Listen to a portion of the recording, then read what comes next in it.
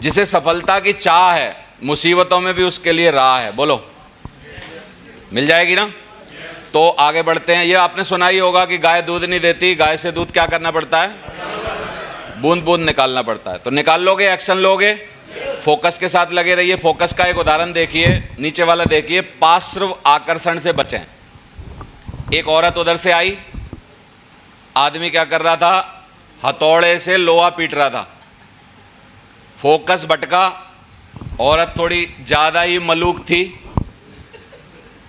हथौड़ा देखो कहां गया। समझ में आ गई बात?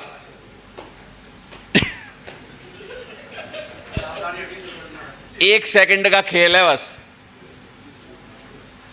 फोकस भटकने से इतने सब नाटक होते हैं। तो सारा खेल हमारे धंधे में किस बात का है? फोकस का। ट्रक पे क्या लिखा है देखते हैं? वाहन चलाते समय सौंदर्य दर्शन ना करें, वरना देव दर्शन हो सकते हैं।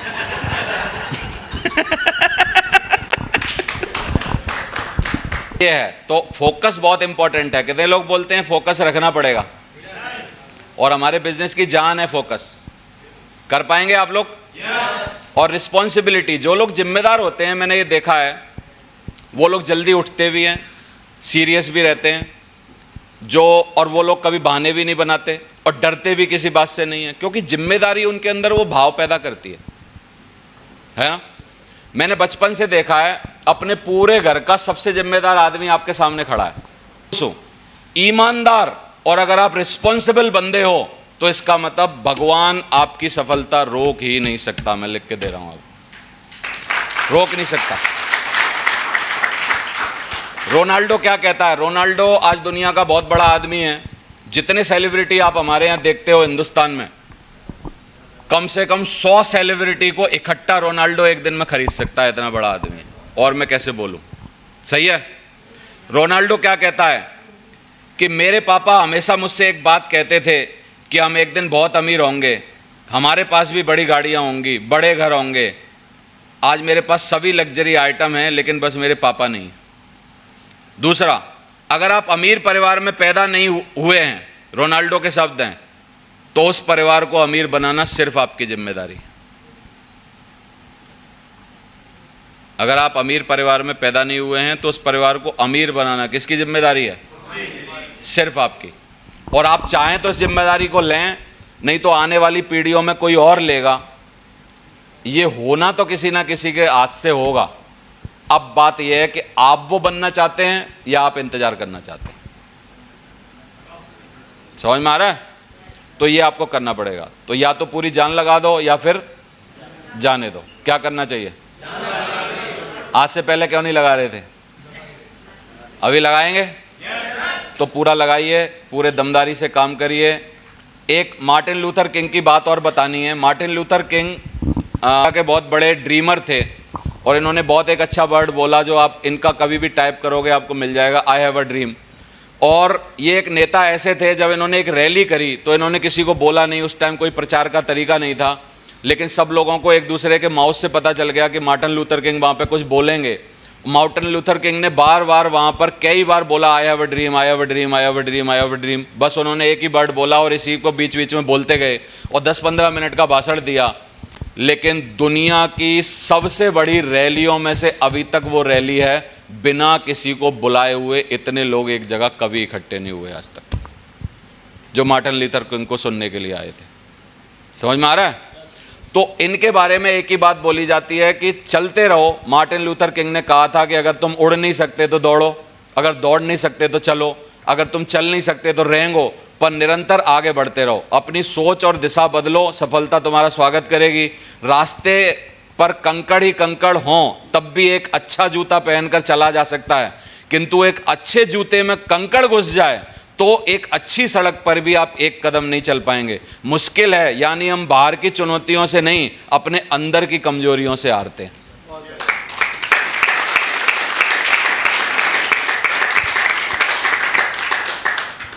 तो लास्ट में क्या लिखा है? मैं जीतता इसलिए हूं क्योंकि मैं हार नहीं मानता। मैं जब तक नाचता हूं जब तक कि बारिश नहीं होती, और मैं अपने खानदान का पहला करोड़पति बनकर ही रहूंगा। इस बंदे को देखो, दोनों हाथ नहीं है, दोनों पैर नहीं है, ये चाहे तो आराम से घर पे पड़ा रह सकता है, लेकिन इस आदमी ने कंफर्ट जोन डिसाइड नहीं किया है, इस आदमी ने कुछ करने का डिसाइड किया है। और ये एक जिम करता है, जिम इंस्ट्रक्टर है, और आप देखो किस तरीके से इसकी ज़िंदगी है, किस तरीके से ये जिम करता है, कितनी तकलीफ़ें आती हैं, उसके बावजूद ये चाहे तो घर बैठ सकता था, लेकिन घर नहीं बैठ रहा। क्यों नहीं बैठ रहा? क्योंकि इसको कुछ करना है। और हमारा सब कुछ सही होते हुए भी कई बंदे हमारे से दिन भर सोफे पे पड़े रहते हैं, दिन भर घर पे पड़े रहते हैं, सोशल मीडिया देखते रहते हैं, कोई भी ज़िंदगी में बदलाव लाने की ज़्यादातर सोचते नहीं। और जो करते हैं, मैं उनके लिए बोल ही नहीं रहा हूँ, एक्चुअली मैं बोल ही उनके लिए रहा हूँ जो ऐसे ही हैं। तो कितने लोग बोलते हैं अगर चाहे तो आदमी कुछ भी कर सकता है, चॉइस आपकी है। कुछ बदलाव आ रहा है दिमाग में?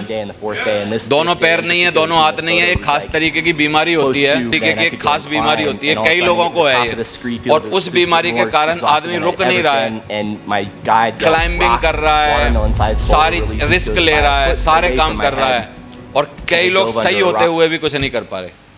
अब भगवान कृष्ण लास्ट में क्या बोलते हैं, क्योंकि मैं तो समझा नहीं पाऊंगा, लास्ट में कृष्ण भगवान से समझते हैं पूरे एक्शन का क्रक्स एक ही बात में। का दिया गया दूध जो 2 दिन तक टिकता है, यदि इस दूध को गर्म करके जमाया जाए तो बनता है दही जो 3-4 दिन तक टिकता है। यदि इस दही को मथोगे तो बनता है माखन जो सप्ताह तक चलता है। और यदि इस माखन को ताप दिया जाए तो बनता है घी जो वर्षों तक खराब नहीं होता। अर्थ समझे? ताप और मंथन। जितना परीक्षाओं की कसौटी पर खरे उतरोगे, जितना कठिनाइयों का ताप सहोगे, जितना मंथन की चुनौतियां सहोगे, उतना ही यश, बल और सामर्थ्य बढ़ेगा।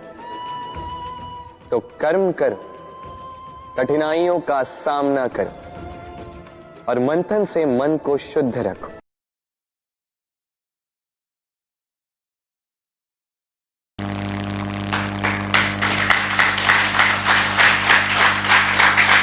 तो अगर हम लोग डेली एक्शन लें, ड्रीम पक्का हो, मजबूत डेडिकेशन हो मन में, कितने लोग बोलते हैं टारगेट होगा? नहीं होगा? हो जाएगा ना? क्यों नहीं हो पा रहा था?